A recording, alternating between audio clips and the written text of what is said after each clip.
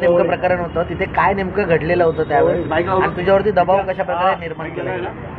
मी माझ्या बहिणीसाठी गोळ्या आणायला गेलतो, गोळ्या भेटले नाही, मेडिकलला गेलतो मी। मेडिकलला गोळ्या भेटले नाही, मग बहिणीला फल फ्रूट आणायला गेलो मी। फल घेताना मी त्याला मराठीमध्ये विचारला, हा किती रुपये किलो आहे? तो बोलतो मला मराठी येत नाही। मी बोललो मराठी येत नाही तर तू किती वर्ष झालं तुला? तो बोलतो 10 वर्ष। महाराष्ट्रात राहतो ते कशाला तू बोलतो? मी बोललो मी मराठीतच बोलणार। मग असा वादवाद झाला, घरीच चाललेलो मी परत, त्यांनी परत मला बोलवला, त्यांनी बोलून मग बोलतं ये लड़का था, बोलता असा बोलायला लागले। बोलो मी मराठीतच बोलणार। तो बोलतो मेरे को मराठी आता नाही, हिंदी में बोलतो हिंदी में। मग असं आस्ते आस्ते 10-15 जण जमले। परत त्यांनी कोणाला जर बोलवलं तर चष्मावाला का होतं मला पण माहीत नाही, त्यांनी बोलवलं एकाला। मग आस्ते आस्ते 50-60 जण जमायला लागले। तो बोलतो तू हिंदी में बोलता, हमको मराठी नहीं आता, हिंदी में बोलतो। त्यांना समजवलं मी असं असं आहे, ऐसा बोललो तुला असं झालं। त्यानंतर हां ते शिवा देत होते, पाटणं एक मारत होता, धमकी देत होते, बोलतं दम में तो बोल किती काय ऐसे धमकी देत होते। ते मुंबरा बंद करेगा क्या, गाण में दम में क्या, ऐसे शिवा देत होते, पाटणं मारत होते, लई मारला मला, शिव पण देत होते ते वरनं हाईवेवर। मी बोला गाली मत दो, बोला मैं प्यार से बोल रहा हूँ तो प्यार से बोलो गाली मत दो, बोलता माफ़ी मांग बोलते मैं। ठीक है बोला माफ़ी गलती हो गई मुझसे, कुछ गलती हो गई तो माफ़ कर दो मुझे, ऐसे बोल लेते। पण पोलीस स्टेशनला गेल्यानंतर दाखल करण्यासाठी किती वेळ पोलिसांचा? मी 4 तास पोलीस स्टेशनमध्ये होतो, 4 तास बसवलं मला। नंतर माझी आई आली, एक तासात आई आली, आई पण 3 तास बाहेर थांबलेली, आई पण रडत होती माझी। बोलतं त्यांच्यावर काय झालं मला पण माहिती, ते बोलतं केस डालो इसके ऊपर, बोलतं त्या तो व्हिडिओमध्ये असेल बघा, तो चष्मावाला आहे ना, त्यांनी कंप्लेंट केली। तो बोलतं इसके ऊपर केस डालो, बोलतं ओके। तुझी मागणी काय असणार आहे तुझ्यावरती? आता परत माझ्या घरातले घाबरलेत, त्याच्यामध्ये धमक्यांचे फोन देखील माझी आई घाबरली आहे। पुढं जाऊन काय झालं, मी अचानक मला काय असेल दवाखान्यात यायचं असेल मुंबईला, काय झालं तर मी एकटा पडलो तिथे, आता घाबर वाटतं। ते धमक्या देतात मला, तिथं गाण में दम येतो, ऐसे शिवा द्यायला लागलेलं, लई शिवा दिले मला। काही धमकीचा फोन मेसेज वगैरे तुला येतो? हां आता नाही आला, पुढं जाऊन आला तर बघा। त्यांच्यावरती काय दाखल केलं आहे का त्या संदर्भात पोलिसांनी? मला बसवलेलं मला पण माहीत नाही पोलिसांनी काय केलं आतमध्ये। मी 4 तास पोलीस स्टेशनमध्ये होतो। मला वाटतं तू तक्रार करायला पाहिजे होती, मात्र त्यांनी तक्रार केली आहे। आता व्हिडिओ तुझे व्हायरल होतोय, तो व्हिडिओ नेमकी कोणी काढला? तो व्हिडिओ काढणार एक चष्मावाला होता, तो एक अजून 2 चष्मावाले होते, एक व्हिडिओ काढत होता, एक मला खेचत होता इधर। त्यांनी कंप्लेंट केली पोलिसांनी। तो आज मनसेच्या कार्यालयामध्ये का अपेक्षा आहे? कडे आलेले आहेत, तुम्ही खास धाव घेतली इकडे? घाबर वाटतं, पुढं जाऊन काय झालं, मी एकटा काय मला मुंबईला परत आलो, काय असेल ते मारलं गिरलं, मला घेऊन गेले कुठं मारला गिरला, त्यामुळं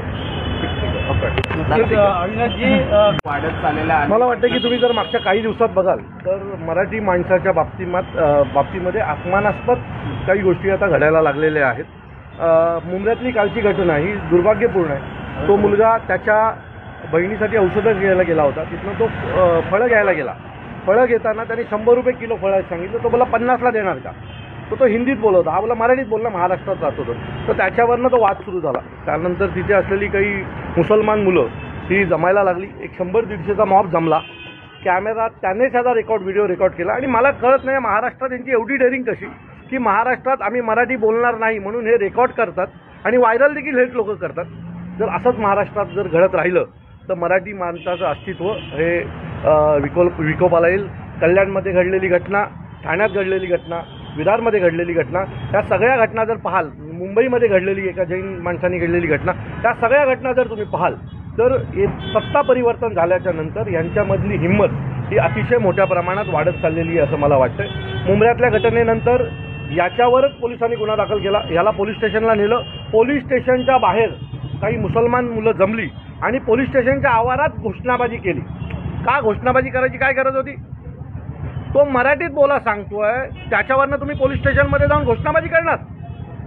आणि त्याची घोषणाबाजी केली म्हणून या मुलाला आणि त्याच्या आईला 4-4 तास पोलीस स्टेशनला जर तुम्ही बसवून ठेवणार असाल तर मला असं वाटतंय मग महाराष्ट्रात याच्या पुढे भाषिक वाद जर सुरू झाला तर कोणाला हे करायची गरज नाही आहे. ज्या पद्धतीने महाराष्ट्रात मागच्या काही दिवसापासून या गोष्टी घडतात, मराठी माणसांवर सतत हल्ले व्हायला लागलेले आहेत, हे वाढतील भविष्यात. कारण यांच्या हिमती वाढायला लागल्यात. यांना जर आत्ताच ठेचलं नाही तर मला वाटतं भविष्यात प्रत्येक मराठी माणसाला चौकात मारलं जाईल. त्यामुळे माझी विनंती आहे सर्व मराठी माणसाला एकत्र या. नाही तर जोपर्यंत तुमच्यावर कोणी फटके टाकत नाही तोपर्यंत तुम्ही असेच लांबून बघत राहणार असाल आणि या सगळ्याला जर बघून तुम्ही कानाडोळा करणार असाल तर एक दिवस हा प्रसंग प्रत्येक मराठी माणसावर येईल आणि त्या दिवशी तुम्हाला महाराष्ट्रात राज ठाकरेंची किंमत कळेल. महायुतीच्या मुलावरती दबाव टाकला गेला. आता संपूर्ण कुटुंबीय आहेत जे भयभीत आहेत त्यांना देखील भीती नाही. आता त्यांच्या पाठी महाराष्ट्र नवनिर्माण सेना उभी आहे. त्यांनी आता ह्याच्या पुढे आरे करावं. आम्ही नाही कार्य केलं ना मुंबऱ्यात जाऊन तर त्यांना महाराष्ट्र नवनिर्माण सेना दाखवू. शेवटी आम्ही पण माणसं होतो. ज्यावेळेला निवडणुका येतात, मतदान करायची येतात, तेव्हा आपला हा मराठी माणूस हा कोणाचा तरी तिसऱ्याचा पैसे घेऊन विचार करतो आणि ज्यावेळेला त्यांच्यावर हल्ले होतात, त्यांच्या मुलांवर हल्ले होतात, त्यांच्या मुलींवर हल्ले होतात, त्यावेळेला त्यांना महाराष्ट्र नवनिर्माण सेना आठवते. मतदानाच्याच दिवशी पैसे खाल्ले नसते आणि मनसेसोबत उभे राहिले असतात तर आज हिंमत नसती झाली, मनसेचे 10-12 आमदार निवडून आले असते तर. पण हरकत नाही. आम्ही मराठी माणसावर प्रेम करतो. आम्ही मराठी माणसांसाठीच आमचा पक्ष आहे आणि मराठी माणसांच्या पाठी आम्ही खंबीर उभे राहू. सन्माननीय राजसाहेबांची जी शिकवण आहे, मराठी माणसावर जर कोणी हात उचलण्याचा प्रयत्न केला तर त्याला जागेवर तोडा, आम्ही त्यांना जागेवरच तोडू, हा आमचा शब्द आहे. सर, महायुतीच्याच काळामध्ये अभिजात दर्जा जो आहे तो मराठी भाषेला मिळालेला आहे. मात्र काय करायचं, साठायचं आहे? मराठी भाषा बोलण्यावरून त्याला कान पकडायला माझं मत आहे ते साठायचं आहे का आम्हाला? जर तुम्ही आम्हाला मराठी अभिजात भाषेचा दर्जा दिलात तर याच्या पुढे मराठीच्या विरोधात कोणी बोलत असेल तर कायदा करा की त्याच्यावर गुन्हा दाखल होईल. त्या दिवशी त्या अभिजात भाषेचा आम्हाला फायदा आहे. तुम्ही अभिजात भाषेचा दर्जा द्याल आणि दुसऱ्या बाजूला आमच्याच लोकांना माराल तर कसं चालेल? कायदा करा की मराठी माणसाला जर वाईट बोललात किंवा मराठी भाषेबद्दल वाईट बोललात तर तुमच्यावर गुन्हा दाखल होईल, तुम्हाला जेलला जावं लागेल. ही भीती जोपर्यंत या लोकांच्या मनात बसत नाही ना तोपर्यंत ह्या अशाच गोष्टी या महाराष्ट्रात घडत राहतील. व्हिडिओ व्हायरल केलेला आहे, दाखल व्हावा यासाठी मला वाटतं की त्यांच्यावर गुन्हा जो दाखल झालेला आहे तो पोलीस स्टेशनच्या आवारात घोषणाबाजी करण्याचा गुन्हा दाखल झाला. याला धमकावणं, याला उचलून नेणं, याला मारणं हा देखील गुन्हा दाखल झाला पाहिजे आणि आता संबंधित जे DCP आहेत त्यांच्याशी आम्ही या विषयावर बोलू. पण मी पुन्हा सांगतो, याच्या पुढे जर मराठी माणसावर कोणी हात उचलण्याचा प्रयत्न केला तर त्यांना घरात घुसून मारू. कायदा सुव्यवस्था जो काही विषय येईल तो पोलिसांनी सांभाळावा. पण याच्या पुढे मी सरकारला विनंती करतो, आदरणीय मुख्यमंत्र्यांना विनंती करतो की तुम्ही महाराष्ट्राचे मुख्यमंत्री आहातच, त्याच्यासोबत तुम्ही मराठी बनात. एक मराठी घरात तुम्ही जन्म घेतलेला आहे, त्यामुळे तुमच्याच महाराष्ट्रात जर मराठी माणसावर अशा प्रकारच्या घटना घडणार असतील तर ते योग्य नाही आहे. याच्यावर चाप बसला पाहिजे आणि त्याच्याबद्दल चाप बसण्यासाठी तुम्ही योग्य ते आदेश गृह खात्याला द्यावेत. हा जो व्हिडिओ व्हायरल केला आहे एकंदरीत पाहायला गेलं तर मराठी माणसाला आणि राज ठाकरेला चॅलेंज म्हणून हा व्हिडिओ व्हायरल केला. हो, राज ठाकरेंना चॅलेंज द्यायची कोणाच्या बापाच्या हिंमत नाही हो. अजून आम्ही रस्त्यावर उतरलो नाही, यांना घरात घुसून मारू. ही ज्या गोष्टी घडतायत ना याला जबाबदार फक्त मराठी माणूस आहे. हा स्वतःला बुद्धिजीवी, खूप हुशार जो समजणारा मराठी माणूस आहे ना तोच याला जबाबदार आहे. ज्या दिवशी यांना ट्रेनमध्ये जाताना मारतील, ज्या दिवशी यांना चौकात मारतील, ज्या दिवशी यांना घरात मच्छी बनवली किंवा मटण बनवलं म्हणून मारतील ना, त्या दिवशी यांना कळेल. राज ठाकरेंना चॅलेंज करायची या महाराष्ट्रात कोणाची हिंमत आणि कोणी केली तर त्याला घरात घुसून मारल्याशिवाय आम्ही गप्प बसणार. राज ठाकरेंशी याबाबत काही आता त्याला मनसेची सुरक्षा मिळालेली आहे. पोलिसांची मी तुम्हाला सांगतो याला मनसेची सुरक्षा मिळाली. कॅमेऱ्यात कोण आहेत आम्ही पाहिलेले आहेत. याला हात लागला तर त्यांना पण हात लागणार. ते काय मुंबईच्या बाहेर पडणार नाहीत का? ज्या दिवशी भेटतील आमच्या रेडियसमध्ये त्या दिवशी त्यांना ते आमच्याच पद्धतीने उत्तर दिलं जाईल. राज ठाकरेंशी या संदर्भात काही चर्चा झाली नाही साहेबांची अजून याबद्दल काही चर्चा झालेली नाही आहे. पण मला खात्री आहे की जी आमची भूमिका आहे ती सन्माननीय राजसाहेबांची भूमिका असेल. आणि पोलीस ठिकाणी पत्र व्यवहार करणार का? आम्ही पोलीस स्टेशनला जाऊन भेट देणार आहोत.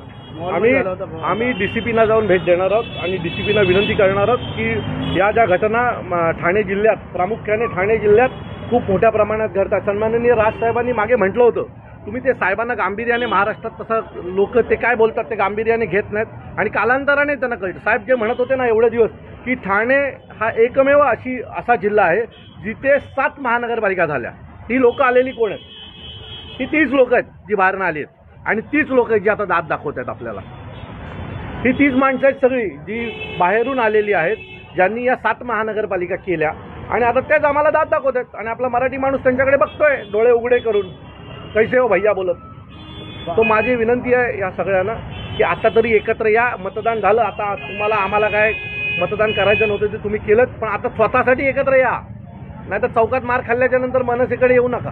बांगलादेशी वाढत आहे त्यावरती पोलीस आता ॲक्शन मोडमध्ये आहे. मला असं वाटतं की आजचा विषय हा आमच्या मराठी माणसांवर झालेल्या हल्ल्याचा आहे, सतत होत चाललेल्या हल्ल्याचा आहे. सो याच्या बाबतीत आज बोलणं गरजेचं आहे. पुढचा विषय आमचे पक्षाचे नेते मांडतील.